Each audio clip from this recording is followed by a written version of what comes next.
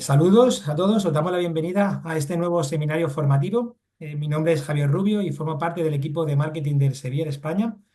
Y hoy tengo el placer de introducir a un panel de expertos que, moderados por mi compañera Vivi Señor, gerente de marketing de soluciones clínicas en el Sevier y psiquiatra, abordarán un tema crucial en el entorno sanitario, la salud mental. Y con ello hablamos de presente y futuro de la profesión sanitaria. Según estudios recientes, el 30% de los estudiantes de ciencia de la salud en España e Iberoamérica han reportado síntomas de ansiedad y depresión. Esta situación no solo afecta a su bienestar personal, sino que también impacta en su rendimiento académico y su futura práctica profesional. En este entorno, los docentes se enfrentan también a un estrés significativo, lo que influye en su capacidad para ofrecer una educación de calidad y en su relación con los estudiantes. A lo largo de la próxima hora compartiremos con vosotros estrategias y recursos para mejorar la salud mental, promoviendo unos entornos más saludables y sostenibles para estudiantes, docentes y profesionales. Esperamos que este seminario no solo os informe, sino que también os inspire a cambios positivos en vuestras comunidades. Gracias a todos por uniros y ya os dejo en manos de Vivi y de nuestro panel de expertos. Muchísimas gracias, Javier. Y bueno, buenas tardes, buenos días, buenos mediodías a todos los participantes que tenemos en esta audiencia de todas partes del mundo de habla española. Es un verdadero placer estar aquí.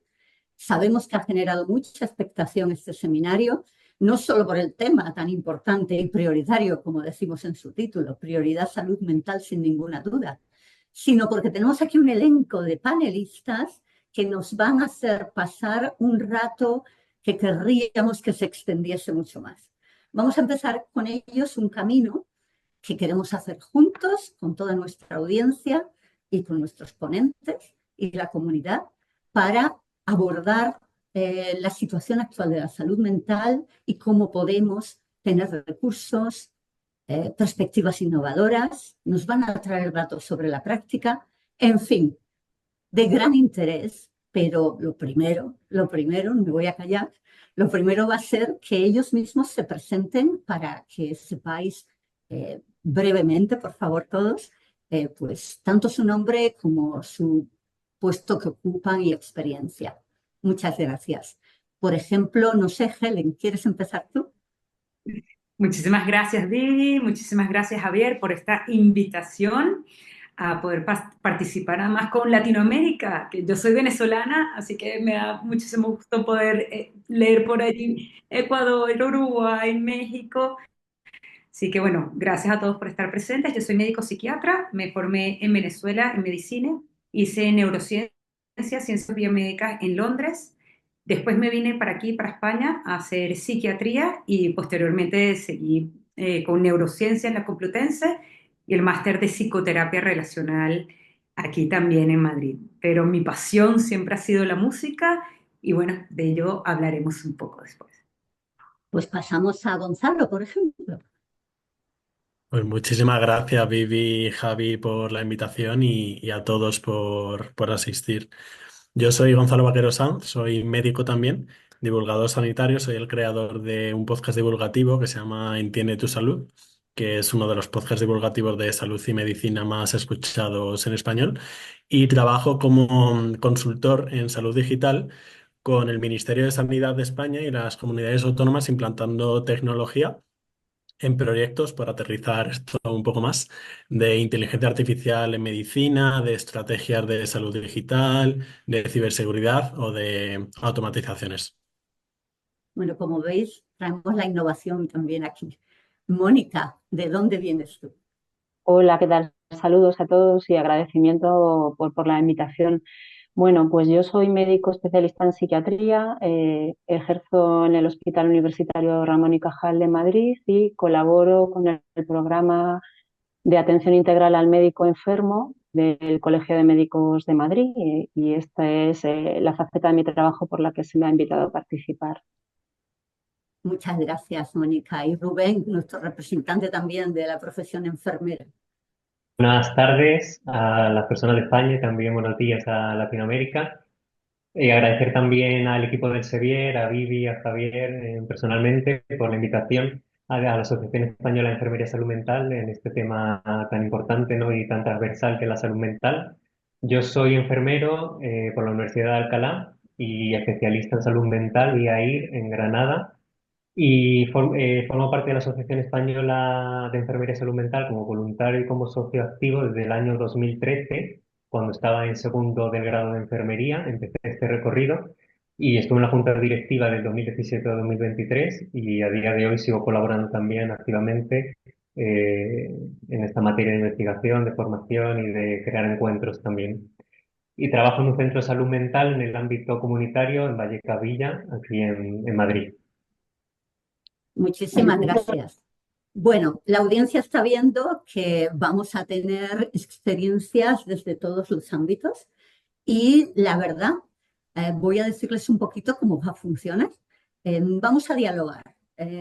Audiencia, no vamos a tener presentaciones, sino que vais a ver un panel como en los congresos hoy en día, en los que se va a compartir la experiencia de cada uno y, bueno, será dinámico. Ponentes. No podéis alargarlo muchísimo. Javier y yo intentaremos que nos ciñamos a los tiempos y que nos dé tiempo. Pero bueno, para que nos dé tiempo, voy a empezar por una de las preguntas que seguro que todo el mundo está deseando pronunciar. Vamos a ver, Mónica, creo que nos traes algunos datos interesantes, ya que vienes con toda tu experiencia en el PAIM, en el programa de atención al médico enfermo. ¿Puedes compartirnos desde tu perspectiva y la experiencia y los datos que estáis recogiendo en esta práctica, cómo está la situación? Claro que sí, Vivi. Pues desde nuestro contexto, que es fundamentalmente de asistencia clínica a los médicos que nos realizan demandas a través de este servicio que se presta a los colegiados en activo en la Comunidad de Madrid, en España, pues recibimos un volumen de demanda de atención cada vez creciente, ¿no? Si hablamos en términos de pre y post pandemia, que sin duda marca un antes y un después, en los datos que tenemos de asistencia desde enero a septiembre de este año, hemos mantenido en activo, en tratamiento, a 475 médicos, frente a, por ejemplo, los 103 que se atendieron a lo largo de todo el año 2017, ¿no? Además, las consultas emergentes, los facultativos que ingresan cada año, también van en crecimiento. Si en 2017 eran 71 nuevas demandas de atención, pues en lo que va de año, de enero a septiembre, sin contabilizar el último trimestre que nos falta de año, pues ya tenemos 170 demandas activas de tratamiento, ¿no? La demanda no ha dejado de crecer, hubo un pico en los años 2020-2021 en torno a la etapa de la pandemia, pero sigue en la tendencia al alza, ¿no? Y en gran medida porque ha crecido mucho la demanda entre los médicos en formación. Los médicos residentes, los que están en periodo formativo de su especialidad, son de los que más han incrementado la demanda. Digamos que el perfil, ¿no?, de médico que pide atención en el programa es el de un 75% de mujeres frente a varones, como suele ocurrir en la demanda y en la atención a salud mental. Son más mujeres las que experimentan sufrimiento emocional y las que piden atención por el mismo. Y del total de pacientes en seguimiento, el 25% son MIRES.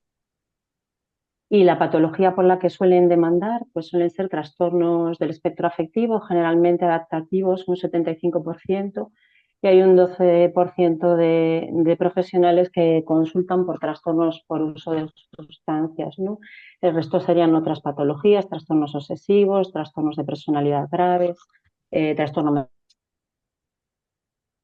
Muchas gracias, Mónica. Nos llama mucho la atención justo esa prevalencia de trastornos adaptativos y médicos en formación. No sé si el resto de los panelistas tiene datos que añadir a esta realidad que se está viendo en la consulta. No sé si ahora me escucháis. Sí, te volvemos a escuchar. A ver, perdona, he tenido un problema con los auriculares. ¿Se me oye? Sí, sin problema. Vale, disculpad. Perdona, Vivi, me decías que ¿me podías repetir la pregunta? Que tal se me ha ido el Sí, sonido. la estaba dirigiendo también a los demás. Hemos escuchado la gran prevalencia de trastornos adaptativos. Sí. Bueno, resumo un poco. Muchos médicos en formación, más Sí. mujeres, trastornos adaptativos. ¿Qué veis los Sí. demás? ¿Y dónde habría que actuar? Bueno, comentar que sí, que otra característica importante es que la mayoría en la demanda que portan al iniciar el tratamiento hablan de los factores laborales como factores impactantes en la demanda de atención, ¿no? La sobrecarga laboral, las condiciones de trabajo o problemas de relación en el trabajo, o en el caso de los médicos en formación, problemas a la hora de sentirse a gusto en el entorno evaluativo, de integrarse dentro de los equipos de tratamiento, de manejarse con competencias específicas que nos entrenan en el ámbito académico, ¿no? Que es donde vemos que hay más dificultades, ¿no? Bueno, y respondiendo a lo que ha dicho Vivi de dónde se puede actuar, claro, está muy bien que a los sanitarios se les den herramientas de autocuidado y tal, pero realmente es que es un problema estructural. Es que es la reacción natural a tener guardias de 24 horas y unas condiciones laborales pues muy precarias. O sea, es lo normal que reaccione el cuerpo así. Entonces yo creo que el grueso de los cambios, en España al menos, o sea, desconozco otros países, deben ir de la parte legislativa, sobre todo. Y hay una parte que tiene que ver con las condiciones estructurales y luego también yo en cuanto a los jóvenes, ¿sí? Que yo atiendo prioritariamente a médicos residentes, ¿no? Y veo que la transición o el paso de la formación académica a la práctica clínica es un salto cualitativo muy importante y que a veces les supone un desafío al margen efectivamente de que tengan dificultades para conciliar la vida profesional y la personal por excesos de jornada, por falta de descanso, por necesidad de estudiar y afianzar conocimientos. Yo creo que se les orienta y se les forma muy prioritariamente en la adquisición de conocimiento técnico y les falta ser capaces de manejarse con las cuestiones que surgen sobre el terreno, ¿no? En el contacto con el médico paciente, en la integración de los equipos, en la relación con las familias, en las habilidades de comunicación. Y creo que por ahí, desde el punto de vista de las universidades, hay tarea, ¿no? Hay que cambiar los currículos formativos e integrar estas competencias dentro de la formación de los futuros médicos. Estoy segura de que a todos los docentes que nos están escuchando y estudiantes esto les está interesando mucho. Recordaros que podéis poner preguntas, que luego dejaremos un tiempo al final para contestarlas. Pero, Rubén, al hilo de lo que se acaba de decir, ¿qué recomendaciones podríamos pensar? ¿Dónde se puede acudir? Porque, claro, es fundamental saber cómo actuar. Y También es verdad que en coméntanos. la ciencia de la salud, el profesional, ya sea enfermera, médico, psicólogo, terapeuta ocupacional, logopeda, etcétera, trabaja con personas, ¿no? Entonces, la relación con las personas también muchas veces, pues, desgasta, no sabemos cómo ayudarle, o queremos hacer más, pero desde el sistema no nos permiten, tampoco nos dan el tiempo. Entonces, también eso es una situación interpersonal que desgasta, ¿no? Sí que las enfermeras de salud mental y desde la Asociación de Enfermería de Salud Mental solemos poner primero el foco en la promoción de la salud y en la prevención de los trastornos mentales graves, ¿no? Un poco porque creo que se debe apostar e invertir desde las políticas de salud en esto, ¿no? Que muchas veces se evita, ¿no? Ya directamente al problema, pero habría que trabajar desde las condiciones en las que las personas viven, estudian, trabajan, se relacionan, ¿no? Que al final influyen directamente en su salud y en su salud mental, ¿no? El presidente de nuestra asociación, el doctor Francisco Mejía Lizancos, enfermero especialista en salud mental, cuando llegaba a clase, es profesor también de honorífico del Departamento de Enfermería y Fisioterapia de la Universidad de Alcalá, nos ponía una P en la pizarra haciendo referencia a que en el centro de la atención social y sanitaria tiene que estar esta, ¿no? Entonces, muchos os preguntaréis, ¿qué puede ser la P? Pues la P no se refiere a los pacientes, sino que se refiere a las personas, entendiéndola como el aspecto más biopsicosocial de que todos los problemas que surgen, pues también afectan, ¿no? Entonces, esta persona ya pueda ser un estudiante universitario, un profesor, un vecino, un amigo o algún familiar, ¿no? Eh, Generalmente tiene capacidad para adaptarse a las situaciones que le van ocurriendo en su día a día y afrontarlas. ¿Qué ocurre cuando la persona tiene cierta dificultad? Pues debe acudir a su red más cercana, que sería la familia en un primer contexto. Cuando muchas veces también en la propia familia, cuando ocurre el proceso disfuncional, entonces ahí ya, pues la persona donde empezaría a buscar los recursos sería en la comunidad, ¿no? En sus vecinos, en sus amigos, en los compañeros de estudio, en los compañeros de trabajo, o en las personas más allegadas, ¿no? Y luego también es importante que las personas identifiquen en su barrio donde viven qué activos de salud hay, es decir, qué recursos o qué entidades o qué personas hay en la comunidad que nos puedan ayudar a generar un bienestar emocional. Para esto hay una herramienta en España concreto que recomiendo siempre, que es Localiza Salud, que depende del Ministerio de Sanidad, que hace un mapeo de qué activos de salud hay generadores para potenciar la salud y en concreto el bienestar emocional también se puede buscar porque al final el estudiante pues que necesite apoyo y demás puede ver si hay algunos activos identificados en su entorno y que puedan acudir también a pedir ayuda y también a promover el autocuidado, ¿no? Y ya cuando esto ya, el problema de salud mental se empieza a instaurar más, pues ya sería acudir a los servicios de salud, servicios sociales. También es verdad que también me gustaría comentar la importancia de la responsabilidad del autocuidado, ¿no? Como una práctica cotidiana en la vida y en la salud de las personas. A raíz de esto he estado revisando la guía que ha publicado en este año el Sevier de salud mental para estudiantes de ciencias de la salud, que creo que es oportuno recomendar porque aparecen ahí una serie de estrategias y herramientas a los que los estudiantes se enfrentan el día a día en el ámbito universitario, ¿no? Nosotros como enfermeras siempre decimos que es importante trabajar el aspecto físico, ¿no? De cuidar la alimentación, el sueño, el ejercicio, el patrón sexual, pero también trabajamos a nivel psicológico, cómo potenciar la autoestima, el autoconocimiento, la resolución de problemas, la gestión del estrés, ¿no?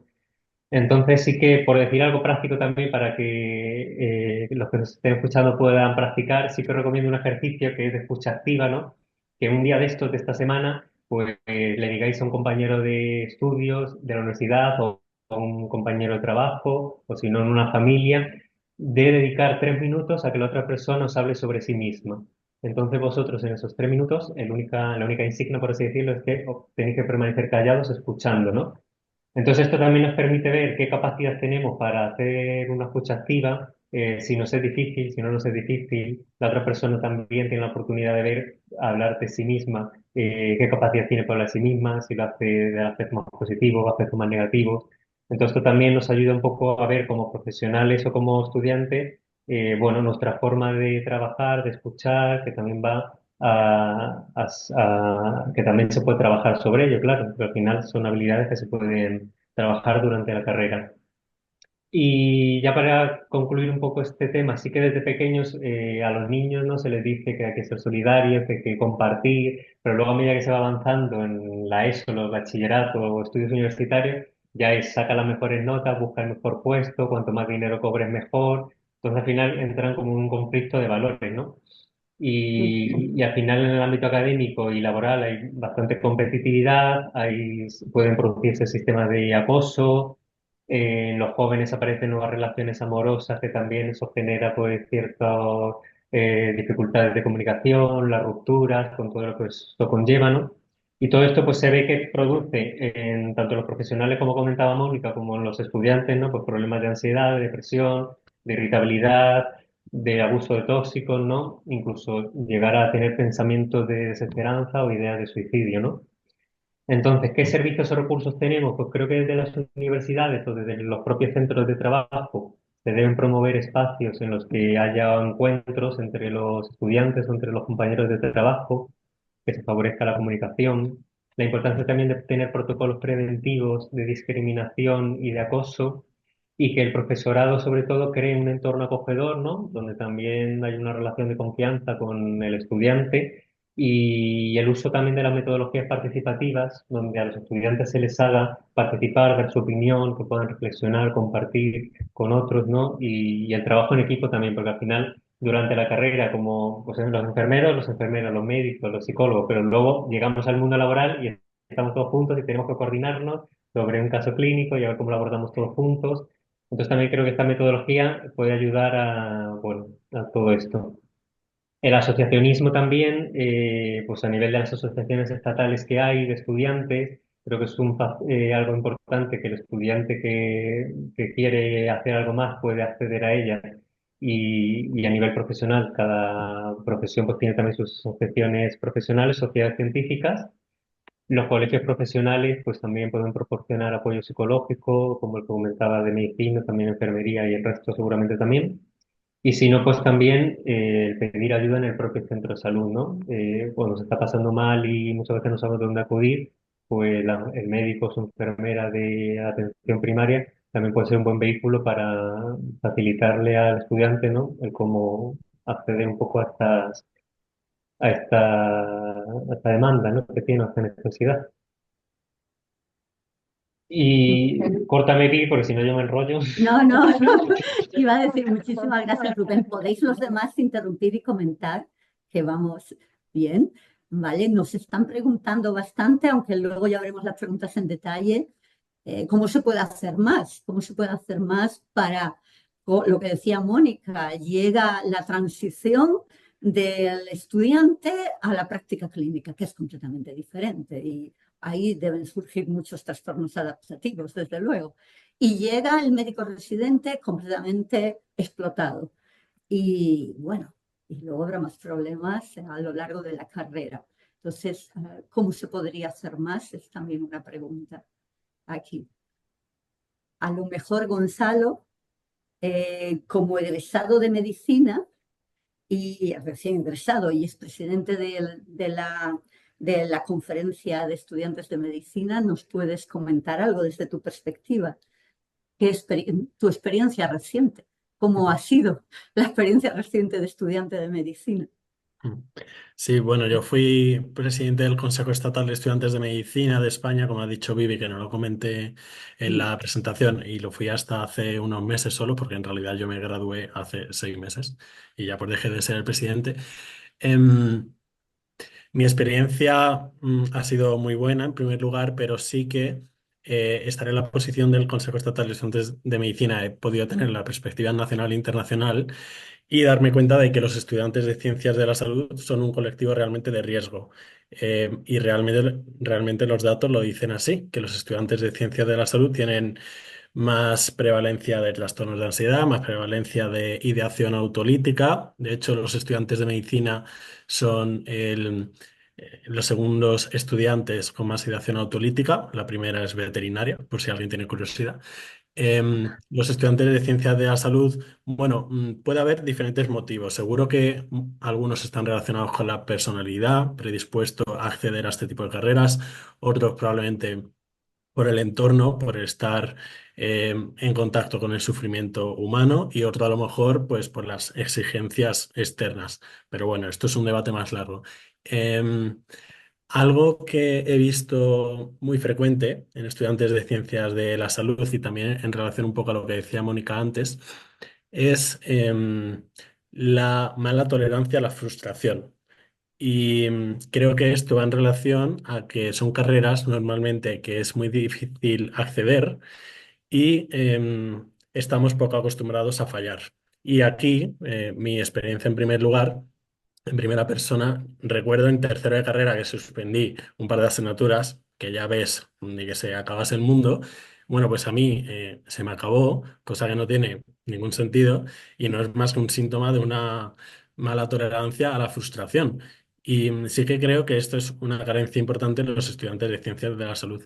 Mira, y desde el CEM se hizo un estudio con la SEDEM, que es la Sociedad Española de Educación Médica en España, que se llama Estudio DABE, D-A-B-E, Depresión, Ansiedad, Burnout y Empatía, que es un estudio muy interesante, igual Javi lo puede mandar por el chat, Estudio DABE, que analiza la prevalencia de estas entidades. Y mira, por decir algunos datos, em, en los estudiantes de ciencias de la salud hay un 41%, casi la mitad, con síntomas depresivos, un 16% con trastorno de ansiedad grave, sin valorar el leve, que probablemente también sea un 40%, y un 11% de ideación autolítica, que probablemente sea el dato que más alarme. Eso quiere decir que en una clase, que pueden ser 80 personas, pues pueden haber 8 o 9 personas con ideación autolítica.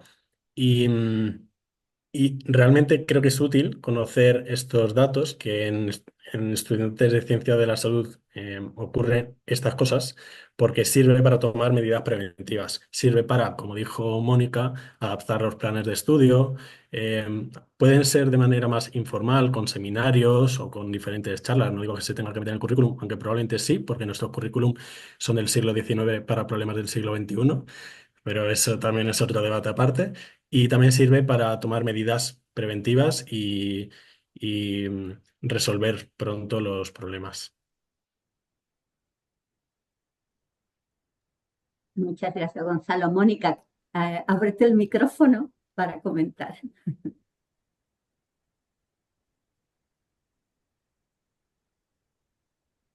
Si no, Javi. Disculpadme, estoy Nada, creando aquí un es el montón de impasse directo. técnico, sí. No, quería hablar que creo que en el fondo, en esto de la emergencia de la demanda en salud mental es una oportunidad, ¿no? No lo tenemos que enfocar tanto como una vulnerabilidad o una debilidad, sino como creo que las nuevas generaciones están más abiertas y son más capaces de expresar su malestar emocional desde el rol de profesional sanitario. Porque los profesionales sanitarios, si existe PAIME, es porque para un profesional sanitario, en concreto para un médico, declararse mentalmente enfermo, malestar, es algo que amenaza su sentido de competencia profesional y estamos demasiado acostumbrados a funcionar como que a nosotros no nos ocurre nada a nivel emocional, ¿no? Entonces esto es algo que tiene que cambiar y tiene que cambiar la cultura institucional, ¿no? Los médicos o los sanitarios en general no somos superhéroes, nos pasan cosas, ¿no? Y creo que la gente joven está más dispuesta a abordar estas cuestiones de una manera mucho más natural y a normalizarla. Y creo que eso es una oportunidad de cambiar, ¿no? La cultura, ese mito, ¿no? Del sanitario que está al otro lado de la mesa y que el problema lo trae el paciente, pero él no, ¿no? Y bueno, nos falta mucho por promover cultura de buen trato en las instituciones y de respeto y favorecer el hablar y el gestionar las emociones que surgen en la práctica clínica. No nos podemos ir a casa afectados o conmovidos sin tener la oportunidad de que alguien nos ayude a procesar o a gestionar eso que hemos vivido y que nos ha impactado. Y creo que ahí tenemos carencias en las instituciones sanitarias que habría que salvar. Y ahí la figura del mentor o del tutor también sería muy relevante, que a día de hoy es pues una entidad prácticamente voluntaria, no remunerada ni reconocida, a la que no se le reserva un tiempo de dedicación, ¿no? específico y que sería muy importante para ayudar a la gente en formación, respondiendo un poco a la pregunta que lanzabas, Vivi, ¿no? De qué se puede hacer, ¿no? Gracias. ¿Alguno más queréis comentar? Si no, tengo una para seguir con Gonzalo, porque claro, nos hablaba de que ahora trabaja con inteligencia artificial en salud digital. ¿Qué papel tiene la tecnología aquí? ¿Puede ayudarnos o es un factor que está agregando estrés o condiciona la salud mental del estudiante y profesional sanitario? Bueno, yo redirigí mi carrera profesional hacia el ámbito de la tecnología y de la consultoría porque estaba convencido de que así podía tener un impacto mucho más grande en mi entorno. Y sí, hay muchísimas iniciativas de tanto inteligencia artificial como muchas otras tecnologías e innovaciones para abordar problemas de salud mental. Mira, por poner algún ejemplo, em, para diagnóstico, el tema del burnout, que lo comentó antes Mónica, pues por ejemplo, ¿qué se puede hacer con inteligencia artificial para diagnosticar temprano? Pues ya se están desarrollando algoritmos para detectar en base a los movimientos de las personas, microgestos. Imaginaros, por ejemplo, una cámara en una oficina arriba, evaluando a todos los trabajadores, detectando tempranamente los signos de burnout para poder pues tomar medidas preventivas antes de que se desarrolle más o ya de tratamiento. También se están llevando a cabo algoritmos de inteligencia artificial. Aquí os voy a pedir que penséis un poco fuera de la caja porque si no se está acostumbrado puede parecer esto Black Mirror, pero probablemente sea parte de la solución porque los problemas de salud mental y muchos otros están desbordando el sistema sanitario Y lo que os iba a comentar, otro tipo de algoritmos de inteligencia artificial que se están desarrollando es en redes sociales para detectar tempranamente problemas de salud mental, también enfocado a estudiantes y también el riesgo de suicidio. Y es también otro de los algoritmos de inteligencia artificial que se están desarrollando. Otra rama es el tema de lo que se conoce como Digital Therapeutics, terapias digitales. Por ejemplo, aplicaciones en el móvil validadas por la FDA, que es la entidad reguladora en Estados Unidos, o la Comisión Europea en Europa, para tratar diferentes cuestiones de salud mental. Pues, por ejemplo, ya hay aplicaciones validadas para fobias específicas o para el trastorno de ansiedad generalizada, pues como en este caso se llama mHealth, mHealth de Mobile Health, con aplicaciones en el móvil que utilizan pues desde terapia cognitivo-conductual, que bueno, que es, para quien no lo sepa, la técnica probablemente con mayor evidencia de psicoterapia, hasta muchas otras técnicas de relajación y tal. Y eso es otra de las tendencias emergentes, los digital therapeutic. Otra de las cosas que se están utilizando de innovación y tecnología en salud mental, que seguro que os suena, es el tema de la realidad aumentada, em, o realidad virtual. Bueno, son dos términos, pero lo vamos a utilizar casi de sinónimos. Por ejemplo, para el tratamiento de las fobias, a muchos os sonará pues, la terapia por exposición. Con realidad virtual se ha demostrado que puede tener mucha utilidad. Y aquí Vivi, Helen y Mónica, que son las tres psiquiatras, seguro que lo conocen de sobra. Y, y yo quería decir que la tecnología en realidad tiene que ser un aliado. Y normalmente los médicos y los sanitarios solemos ser reacios a la tecnología y pensamos que puede deshumanizarlo, pero todo lo contrario. Realmente los esfuerzos en tecnología, inteligencia artificial, analítica avanzada, Big Data, Digital Therapeutics, todo está orientado a humanizar la medicina, a dar tiempo a los profesionales sanitarios para que se encarguen de cosas realmente valiosas, no hacer papeleo, y a mejorar la salud. Entonces, sí, respondiéndote a ti, Vivi, se están llevando a cabo muchísimas iniciativas para problemas de salud mental, porque es una demanda creciente. Bueno, todos los que nos escuchan, en cualquier caso, es una realidad. Ellos mismos se tienen que adaptar a la salud digital en su práctica clínica, en el estudio también. Y bueno, esperamos conocer mucho más todas estas herramientas. Y voy a dar un salto cuántico, porque me voy a otra cosa completamente innovadora. Pero ahora conjugamos la ciencia y el arte. Y aquí, Helen, nos tienes que hablar de tu experiencia práctica. Y no solo es una experiencia práctica que espero que nos cuentes y compartas, sino además con grandes recomendaciones de la OMS en cuanto a su aplicación. Cuéntanos. Pues fíjate, Vivi, aunque pareciera que hacemos un salto cuántico completamente, en realidad estamos muy unidos tanto con el pasado como con el presente, justamente con lo que decía Gonzalo, porque la innovación que yo he visto ahora con lo de la música es mediante la utilización de la ingeniería de sonido. Y ya les voy a contar el cómo. Pero bueno, a grandes rasgos, ¿qué sucedió en el 2019?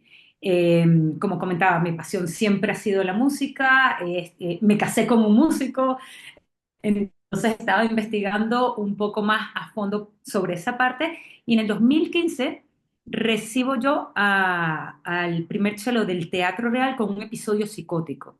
Eh, Me ameritó un ingreso, estuvimos 2 semanas en un ingreso, después lo estuve tratando ingreso, episodio psicótico resuelto, el episodio depresivo, después el psicótico resuelto, volvemos al Teatro Real, a todas sus óperas, pero se mantenía algo muy, muy difícil de tratar, que es el estigma, y especialmente el autoestigma, que son esas fantasmas, esas voces interiores que dicen, pero es que ya no valgo después de que un ingreso en psiquiatría, ¿qué van a decir mis compañeros, ¿no? Después de que estuve ahí, que se me fue la pinza, ¿cómo me va a ver ahora mi familia? ¿Será que puedo tocar el cello igual que antes? Entonces él se quejaba que la medicación alteraba su forma de tocar. Y claro, para mí sonaba espectacular, porque traía la consulta, imagínense, la mejor consulta de todas. Pero quería validarlo de músico a músico.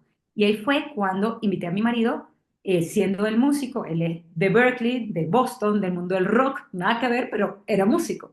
Entonces quería saber si realmente la medicación interfería en su ejecución.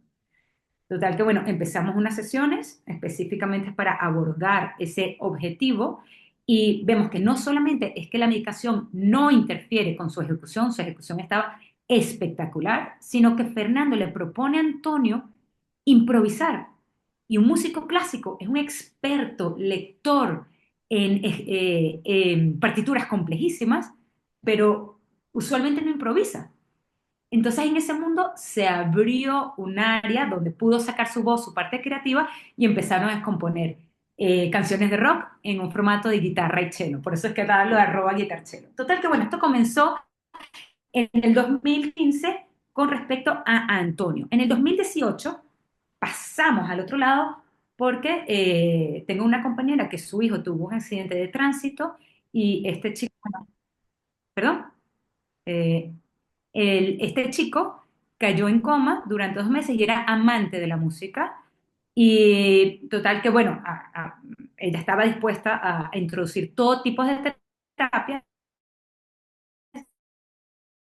Podemos energizar ese sistema límbico de modo que ayude a la fisioterapia, a la rehabilitación que él está haciendo y aceleramos todo el proceso. Y bueno, el impacto fue increíble, porque no solamente el chico tuvo todos esos beneficios, sino que Antonio deja de ser paciente y pasa a proveer, a dar un servicio. A partir de ahí, vamos a distintos hospitales, a hablar en psiquiatría de su historia, a reducir el estigma, vamos, bueno, oncología, etcétera, etcétera, con música con muchos allí. Pero con esa vivencia de primero Antonio y después Joaquín, que fue este chico, empiezo a experimentar a partir del 2018, vale, voy a intentar con otro paciente, con un paciente de un perfil fóbico, con un paciente de un perfil obsesivo, con un paciente de un perfil neurótico. ¿Y qué es lo que veo yo con la música? Veo que tengo que reducir, en vez de aumentar los niveles de antidepresivos, los reduzco, los retiro antes de tiempo, los ansiolíticos los utilizo muchísimo menos, espacio cada vez más las terapias a nivel de psiquiatría, aumentan ellos y van pidiendo más toda la terapia de la música y esta es distinto porque no solamente musicoterapia, que es lo que todos conocemos, que es como de un emisor y un receptor que da y el otro recibe, sino que al incorporar la tecnología, justamente que está comentando Gonzalo, con la ingeniería de sonido, se graba la voz, se graba el canto, se graba el podcast, se graba lo que quiere decir y eso expande el self interno de la persona. Entonces, justamente hablando de la OMS, que decías, en el 2019 es la primera vez que la Organización Mundial de la Salud saca un metaanálisis con más de 900 publicaciones estudiadas donde se evidencia que las artes, y no solamente la música en particular, pero todo tipo de las artes, no solamente mejora a nivel de salud mental, sino que mejora los niveles de glicemia. Es decir, los pacientes diabéticos mejoran cuando tienen cultura una vez a la semana. ¿Por qué? Porque se reducen los niveles de cortisol y por ende se reducen los picos de glicemia. Aumenta la movilidad y el sedentarismo, con lo cual vemos que los pacientes que sufren obesidad cada vez mejoran. Lo que estamos viendo en pacientes mayores, cada vez tenemos un mayor deterioro cognitivo, pues toda la parte de la música aumenta esa reserva cognitiva y retrasa el inicio de los deterioros cognitivos. Y así un montón de beneficios que nos resalta la Organización Mundial de la Salud, bueno, yo creo que ese es uno de los grandes avances que tenemos ahora como muy evidenciados. Bueno, tu experiencia es apasionante. Ya Javi está poniendo por ahí enlaces, pero creo que liga muy bien con lo que habéis dicho los cuatro, trayendo distintos abordajes bastante innovadores y recursos. Y además me da pie a algo que Rubén quería también hablar, que es de la salud mental positiva, pero esto es una pregunta para todos. Llevémosle un mensaje más positivo a nuestra audiencia, como también Mónica decía. Y no sé, Rubén, empezando por ti, ¿qué es la salud mental positiva? Pues mira, me gustaría traer a una enfermera especialista en salud mental, que es la primera catedrática de Enfermería Psicosocial y Salud Mental en España, que es la doctora María Teresa Yud Canut. Ella viene trabajando desde hace muchos años sobre el modelo multifactorial que ha propuesto de salud mental positiva, en el que hay diferentes factores, ¿no?, que se pueden trabajar y que generarían como aspectos más positivos de salud mental, ¿no? Que es la satisfacción personal, la actitud prosocial ante la vida y ante el día a día, ¿no? La capacidad de autocontrol, de autonomía, de resolver problemas y las habilidades de relación interpersonal. Entonces creo que formar a los profesionales en la etapa universitaria en estas diferentes esferas creo que garantizaría un mejor cuidado y una mejor atención a la población en general a futuro, ¿no? Y luego también hay un decálogo de salud mental positiva que esta autora, la doctora Yud, ha compartido, que son 10 recomendaciones para aplicar en el día a día. Ahora creo que el compañero lo va a poner por el chat. Y va un poco con la idea de que cada día puedes pararte, aparte de cuidar tu salud física, ¿no? ¿Qué puedes hacer para cuidar tu salud mental también, ¿no? Desde usar el humor en el día a día, en el trabajo también, no tener miedo a llorar o a sentir, ¿no? O buscar espacios y actividades que nos relajen mentalmente, ¿no? Desde practicar las respiraciones profundas en el día a día o cuando si hay que hacer alguna exposición delante de clase con los compañeros o en el trabajo, pues también antes de ello poder hacer hay una técnica que a mí me gusta, que es la técnica de respiración cuadrada, que os animo a que la busquéis, que también sirve para en esos momentos intentar controlar un poco los niveles de ansiedad y poder afrontar esa situación de una manera más calmada, ¿no? Entonces sí que quería traer un poco este modelo, ¿no?, de salud mental positiva en el que tanto desde las universidades como desde los propios centros de trabajo pues podemos intentar trabajar desde ahí para mejorar el bienestar al final. Mónica, tú lo veías como una oportunidad. ¿Cómo aprovechamos esta oportunidad? Ahí, ponte el micrófono. Perdone. No, creo que, disculpadme, soy la abuela y se nota, ¿eh? La abuela de los panelistas. Bueno, perdonad. No, creo que lo primero que hay que hacer es esto que estamos haciendo aquí, generar conversación en torno a la salud mental, ¿no? Y promover una apertura, ¿no? Y un poder hablar, ¿no? De que no pasa nada por sentirnos mal, no pasa nada por llorar en un momento determinado de un mal día de trabajo, no pasa nada por conectar con el sentimiento que provoca atender a alguien en un momento de fragilidad como es la enfermedad, el miedo a morir, ¿no? Eh, pues que no tenemos que transmitir a la gente que viene detrás de nosotros esto de que hay que sufrir aprendiendo, ¿no? Que tenemos que generar entornos y contextos de cuidado, ¿no? Que nos dedicamos al cuidado y nosotros no tenemos el hábito de cuidarnos a nosotros mismos y entre nosotros. Que los equipos son una fuente de salud o de conflictos en función de cómo los cuidemos, ¿no? Que la relación en los grupos de trabajo es fundamental para que haya un equilibrio del profesional. Entonces, creo que hay oportunidades ahí. Creo que la gente joven lo que nos está diciendo es, yo no quiero adscribirme al mito de que esto es como la mili, de que tengo que hacer mis guardias y sufrir y superar, ¿no? Y poder con todo y si no soy un quejica o soy un incapaz, ¿no? Entonces, tenemos que hacer un cambio de chip, tenemos que generar esta cultura de admitir y de introducir el manejo de la emoción y del sufrimiento porque no estamos separados por una barrera de nuestros pacientes y a partir de ahí tendremos oportunidades de crear estructuras para cuidarnos y cuidar mejor. Es lo mismo que hacemos con los pacientes cuando tenemos un cuidador de un paciente dependiente y le decimos esto, ¿no? Cuidar al cuidador. Bueno, pues nosotros tenemos que hacer lo mismo. Y institucionalmente, evidentemente, también nos tienen que dar margen, ¿no? Para que podamos atender esa dimensión, ¿no? Del autocuidado y del cuidado de los equipos de salud. Gonzalo Helen, ¿queréis añadir algo?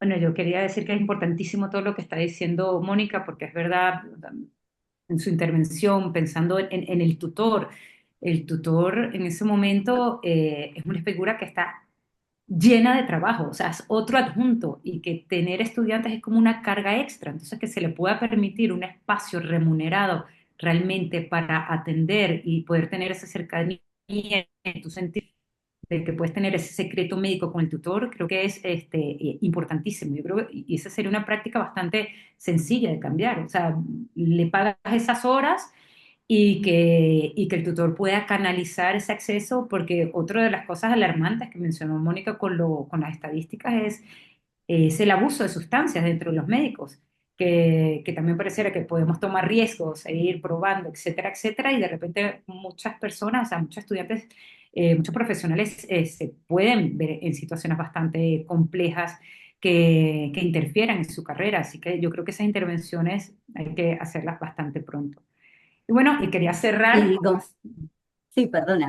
quería cerrar solo con una frase de nuestro querido doctor Gregorio Marañón, que el que solo de medicina sabe, no sabe. Como, ahorita no me acuerdo exactamente cómo era, pero lo que quiere decir es que solo de medicina sabe, nada sabe. O Quien sea, solo, quien solo de medicina sabe, ni de medicina sabe.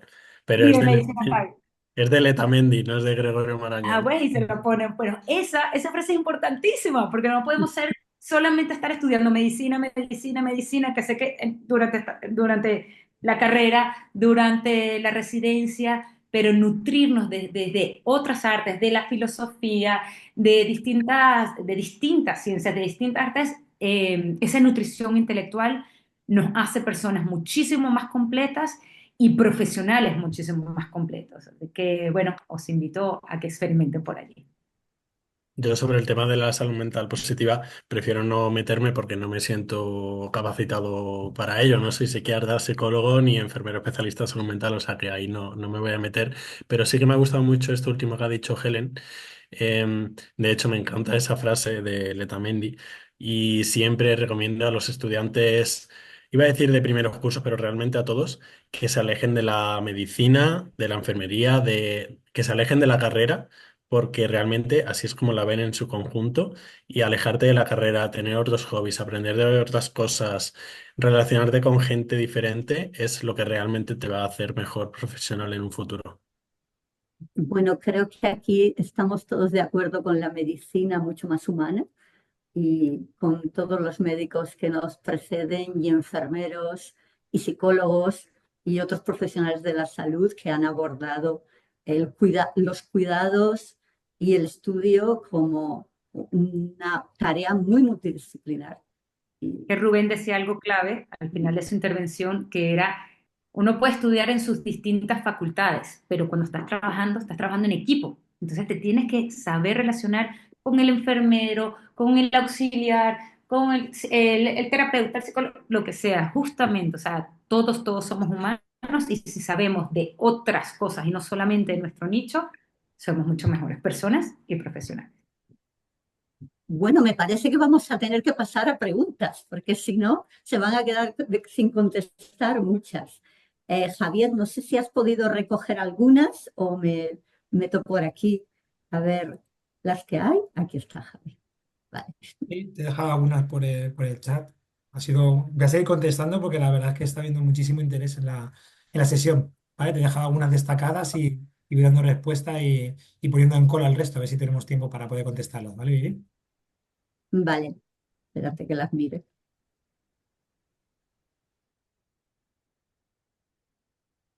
A ver, tenemos una pregunta de una psiquiatra, Viviana Guajardo, que está a cargo de generar una estrategia de salud mental en la Facultad de Medicina de la Universidad de Chile.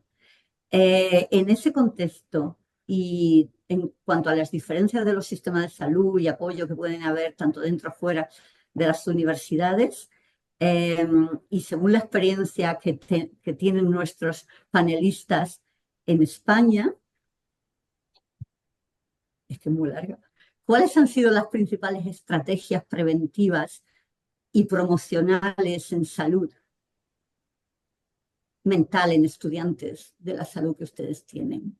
Vamos, resumiendo, que con vuestra experiencia, ¿cuáles son las iniciativas que destacaríais en cuanto a la salud mental para los estudiantes? Pues mira, seguramente a ninguno se nos ocurra ninguna porque yo diría que no hay. Y ese es el principal problema, que no se ha sentado las personas convenientes a desarrollar una estrategia. Entonces, ahora que lo comentas tú, probablemente sea uno de los principales problemas, ¿eh? Lo cual no quita que se hayan llevado iniciativas locales, regionales o nacionales, pero una estrategia así como tal, no. Bueno, yo creo que analizar el problema, ¿no? El estudio DABE, ¿no? Que comentabas, es una iniciativa, lo primero, para identificar que hay problemas, ¿no? O sea, para poder implantar una medida hay que hacer un diagnóstico, ¿no? O sea, que a mí esto, bueno, ese estudio también es...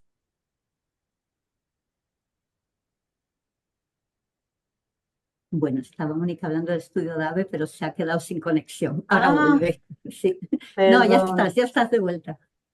Bueno, no, que creo que la organización médica colegial aquí en España, en los congresos de PAIME, en las jornadas clínicas, una y otra vez reitera la preocupación por la salud de los estudiantes de medicina. Y es un tema pendiente, ¿no? Como llevar la atención PAIME ya no solo a la etapa de formación clínica, sino también a la de formación académica preclínica. Pero yo creo que eso todavía es ir tarde, ¿no? Efectivamente, porque estamos hablando de atención, de la problemática de salud mental, ¿no? Pero tenemos que hablar de prevenir, ¿no? Y bueno, yo creo que a lo mejor también tenemos que revisar un poco este sistema tan competitivo, tan exigente, ¿no? Donde hay una criba, ¿no? A través de unos números, ¿no? De entrada, ¿no? Muy que es terrible, ¿no? Lo que tú decías, que cualquier pequeño fallo es un fracaso, ¿no? Y tiene un impacto emocional enorme, ¿no? Esto no es muy saludable, ¿no? Luego también en nuestros estudios de ciencias de la salud, en cualquier carrera, ¿no? Son los que más prácticas tienen en los hospitales, en los centros de salud, en los centros educativos, etcétera. Entonces también, bueno, pues eso implica que el estudiante pues tenga como más dificultades, ¿no? Entonces la figura también de los profesores asociados, que con nosotros, por ejemplo, sí que se reunían cada cierto tiempo para ver cómo íbamos, para ver cómo estábamos. Yo creo que es una figura de apoyo que si este profesor asociado pues se implica o te escucha y aborda también un poco a nivel transversal, porque al final la salud mental, yo siempre digo, está transversal en todas las asignaturas y en toda medicina interna, en oncología, en nutrición, en todo la salud mental también influye, ¿no? Entonces, que también se pueda escuchar a los estudiantes de forma más individualizada, creo que sería algo positivo. Así, iniciativas centradas. Uy, no sé si ha hablado alguien. Así, iniciativas centradas en estudiantes, desde el CEM, colaborábamos con una fundación que se llama la Fundación Galatea, bueno, que provee de psicólogos y tal, para ofertar terapia psicológica gratuita para estudiantes de medicina. Y eso era y es una iniciativa con muchísimo impacto. Lo digo respondiendo a la persona que ha preguntado.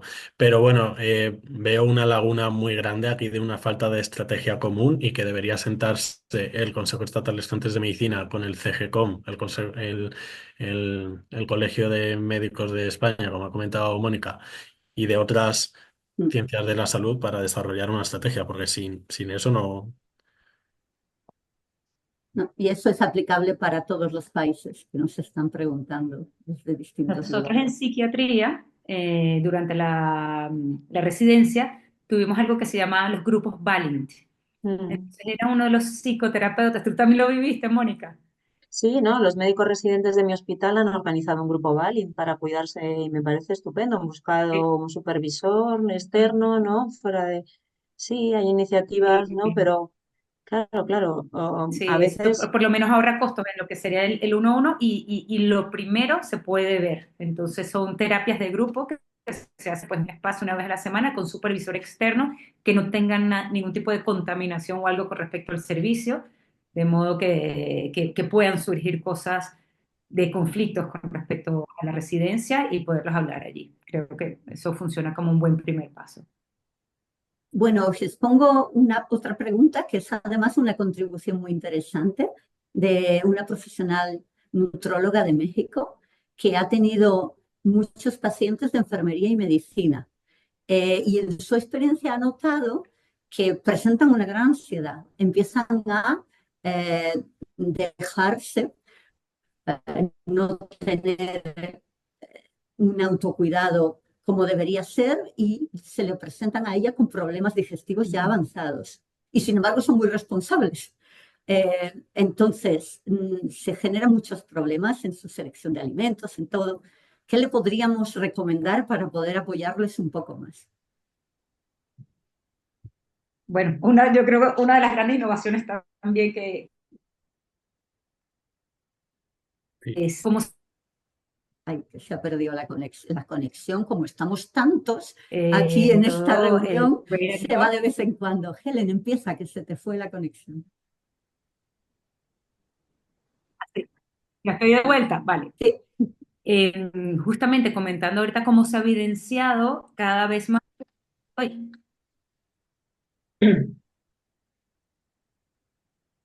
creo que te oímos. A ver, ¿me prueba. oyes? Sí, ¿Qué pasó por aquí? A ver, ahora te oímos. Intenta no hablar. sé si. Ah, fastidio. ¿Ahora sí? Sí, sí, tú habla. Si no, ya que conteste alguno. ¿Me oyes? Sí, se oye mal. Te escucho.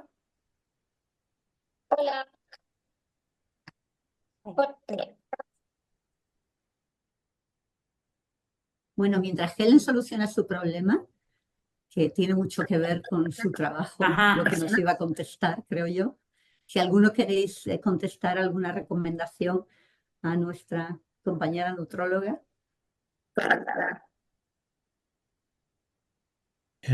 Bueno, voy a dejar las recomendaciones a las psiquiatras y al enfermero, pero sí voy a destacar una cosa, dice Vivi, leyendo el comentario, que son muy responsables. Y a mí lo primero que se me ha venido a la mente es que probablemente no sean responsables, sino más perfeccionistas. Y esto me ha recordado a una entrevista que tuve. Uy, una entrevista que me escucho como doble, no sé si. Creo que es el micrófono de Helen. Sí, creo Bueno, que sí. Sigue, creo sigue. que es el micrófono de Helen. Sigue, sigue. Sí. ¿Se me escucha ahora? ¿Sí Sí, se me escucha o no? Sí. Ah, vale, ok, que es que se escucha un poco raro. Disculpa, Gonzalo, te gracias ahí oímos. Que nos por disculpe la meterte en el audiencia. momento de salida y de entrada. Sino comentando justamente lo de los síntomas digestivos, que mucha gente pregunta, consulta por síntomas digestivos que en realidad son en el fondo un reflejo de alguna alteración a nivel de salud mental. Ahora hay tanta evidencia de esa unión del eje cerebro-intestino que el estudio de la microbiota está siendo básico para la parte de tratamiento. Entonces yo creo que también una de las alianzas en estos es poder tener incorporado con esas interconsultas con nutrición o digestivo, o sea que es algo muy frecuente. Y bueno, todos sabemos que a nivel de cuando tienes toda ansiedad, puedes tener todos los síntomas de diarreas, náuseas, etcétera, etcétera, con lo cual entiendo la pregunta porque es muy frecuente esa consulta. Muchas gracias, Helen. Gonzalo, te dejamos terminar. Helen, cierra tu micrófono. Es el tuyo. Te dejamos terminar lo que estabas diciendo. Ah, ¿ahora mismo o no? Ciérralo, por favor. Sí. Vale, ahora. Que, bueno, estaba comentando antes que la nutrióloga comentaba que eran personas muy responsables y yo decía que probablemente tuviera más que ver con el perfeccionismo y me recordaba a una entrevista que tuve en mi podcast la semana pasada, precisamente hablando de trastornos de la conducta alimentaria. Y hablábamos sobre estudiantes de ciencia de la salud, que la prevalencia era muchísimo más alta de trastornos de la conducta alimentaria y probablemente más ligado a pues, temas más endógenos, bueno, como muchas otras razones, como ya dijimos antes, pero probablemente en relación con endógenos. Y respondiendo a lo que preguntaba esta persona, em, yo no soy profesional de la salud mental, pero sí que le recomendaría tener un tratamiento complementario de salud mental, aparte del propio de Nutri, de nutricionista, complementar con salud mental, porque eso sí que definitivamente puede ser un pilar diferenciador. Bueno, como tenemos muchas preguntas, voy a lanzaros otra. En realidad voy a unir dos. Por una parte nos preguntan qué actividades de autocuidados basados en enfermería recomendaríamos para fortalecer la salud mental. Y por otro lado, qué experiencias de éxito en salud digital o teleterapia eh, tenéis o sabéis específicamente para cubrir la altísima demanda de atención de los estudiantes de medicina, de enfermería y demás en la universidad. Rubén, a lo mejor por enfermería, empieza tú. Esta es la primera pregunta, ¿no? Venga. Bueno, al final yo trabajo en una consulta, ¿no? De enfermera y las personas que vienen a mi consulta siempre trabajamos desde el enfoque del autocuidado, ¿no? De qué puedo hacer para cuidarme a mí mismo y también para cuidar a los demás, ¿no? Porque al final la persona está siempre en relación con su entorno, ¿no? Entonces es fundamental, a mí me preocupa mucho el cómo come la persona, qué horarios tiene, si recomiendo siempre una higiene del sueño, ¿no? De ver que afecten factores tanto del entorno externo como del interno, de cuáles son las preocupaciones que puede dificultar a la persona. El descanso son importantes también. El hacer ejercicio, el hacer deporte día a día, también ayuda mucho a liberar energía y a facilitar también nuestra salud mental, ¿no? Y luego también la importancia de seguir cultivando las relaciones personales, ¿no? Es decir, ahora con las tecnologías, también hay que trabajar en seguir manteniendo esos espacios de encuentro con las amistades, con los compañeros de trabajo, en los que podamos relacionarnos, expresar nuestro malestar. Y también creo que estamos en una sociedad bastante individualista, ¿no? Donde muchos nos miramos a nosotros mismos, nos preocupa esto, lo otro, soltamos, pero no paramos a escucharnos en el otro, ¿no? Y a recibir también lo que el otro nos cuenta y apoyarlo y quedarnos ahí, sin necesidad a veces de dar una devolución, ¿no? A veces es mejor dar un abrazo o decirle que estás aquí y escuchar antes que intentar dar un consejo, una recomendación, ¿no? Entonces sí que creo que un poco va por esa línea, ¿no? Bueno, de la mejora del autocuidado también para la salud mental, física, social, espiritual y cultural, ¿no? Al final.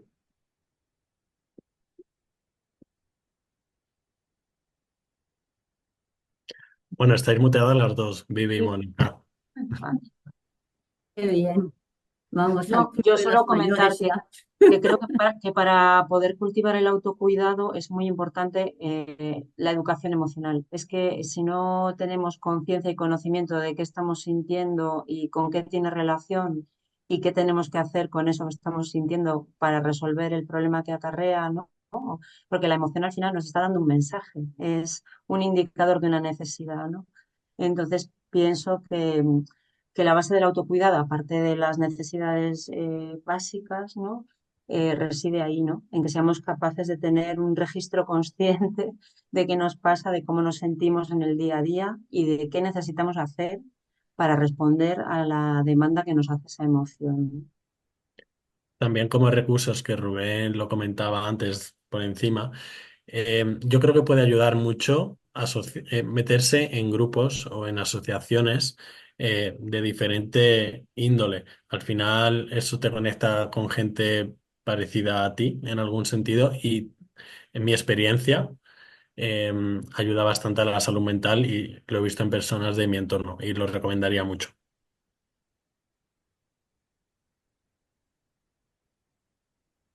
Bueno, nos estamos quedando sin tiempo, pero Gonzalo, ya que estabas hablando tú, te paso una pregunta, aunque todos podéis contestar desde vuestra experiencia u opinión, que es sobre, ¿qué opinas sobre los chatbots como apoyo a salud mental y tratamiento? Hay diferentes tipos de chatbots, por ejemplo, para el tratamiento podría ser de salud mental, preguntar si me puedo tomar una nueva medicación, si ya tengo un tratamiento de salud mental, y ese chatbot sería relativamente fácil, o sea, simplemente sería detectar interacciones medicamentosas y eso muy sencillo, pero a lo mejor esta persona con el comentario se refiere más bien a chatbot un poco más sofisticado, pues casi como tener una terapia o parecido. Eso hoy por hoy no existe. Probablemente sí exista en un futuro. muy cercano. No chatbot, sería más bien como un asistente virtual, pues potenciado por un chatbot y también generación por IA de vídeos y tal. Y mi opinión es que, uno, es imparable el avance de la inteligencia artificial y la tecnología, y dos, es beneficioso. Cerramos comentarios. ¿Alguno tenéis algo más que decir? Eh, no es que no vayamos a contestar todas las preguntas, tenemos muchas más. Después, para que la audiencia lo sepa, haremos un informe de conclusiones, los puntos principales y, por supuesto, pasaremos todas las preguntas a nuestros panelistas para poder contestarlas y además recopilar un poco todas las referencias y enlaces a los que Javier se ha estado refiriendo en el chat y ha estado proporcionando la información. Así que estamos llegando al final de nuestro viaje hoy, pero el camino no acaba. Por supuesto que no. En este corto tiempo no podíamos tratarlo todo. Helen, voy a empezar contigo, a ver si te funciona bien el micrófono, pero ahora quisiera terminar con una frase final. A ver, en una frase, como el resumen, lo que terminaríais diciendo como conclusión aquí o lo que queréis que la audiencia se lleve a casa en una frase. Helen, prueba tu micrófono, a ver.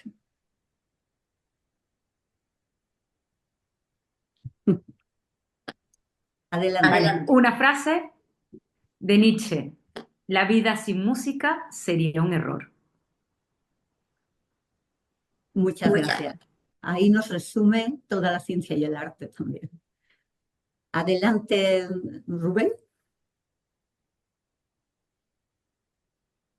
Pues mira, yo iba a decir una, pero ahora la he cambiado y voy a decir a las personas que nos escuchan que no estás sola, pide ayuda y que al final vas a encontrar a alguien que te escuche, que pueda estar contigo y que te acompañe en tu malestar, en tu dolor y en tu vida. Mónica, ¿cuál es tu conclusión? Pues yo creo que no tenemos que tener miedo de reconocernos frágiles y vulnerables y tenemos que acompañarnos y ayudarnos emocionalmente en la tarea que tenemos, que no puede ser de otra manera que compartida, ¿no? Y profundamente sentida y que creemos espacios de comunicación y de compartir este tipo de vivencias. Y Gonzalo, ¿cómo terminamos esta sesión? Pues yo voy a decir que seas compasivo contigo mismo, contigo misma, que te permitas sentir, te permitas fallar, te permitas no ser perfecto, no ser perfecta, que te permitas alejarte de la carrera para tener vida más allá y que te permitas pedir ayuda. Bueno, espero que todos los que todavía nos acompañan, porque no se ha ido nadie, hayan disfrutado tanto como hemos disfrutado en esta hora y cuarto que hemos estado juntos. Seguiremos juntos este camino y esperamos poder apoyar y proveer de muchos más recursos, tanto a los estudiantes de ciencias de la salud que tanto lo necesitan, y ya nos han hablado nuestros panelistas desde los problemas estructurales hasta los recursos que hace falta poner encima de la mesa, y hasta los profesionales clínicos que están llegando tanto a las consultas y que necesitan promover el autocuidado y un poco de innovación en la perspectiva de la salud mental. Acabamos de manera positiva. Muchísimas gracias a los cuatro, ha sido un verdadero placer. Y a la audiencia, muchas gracias de nuevo de todos los países con los que os habéis unido. Y estar atento tanto a la grabación que os compartiremos como al resumen que os llegará dentro de poco. Bueno, gracias a todos y gracias, Javier, por esta iniciativa. Gracias. Gracias. Gracias, hasta Gracias pronto. a ti, Vivi. Gracias, Rubén. Gracias, Javi. Gracias, Mónica. Gracias, Gonzalo. Buen día a todos. Gracias a Buen todos. día.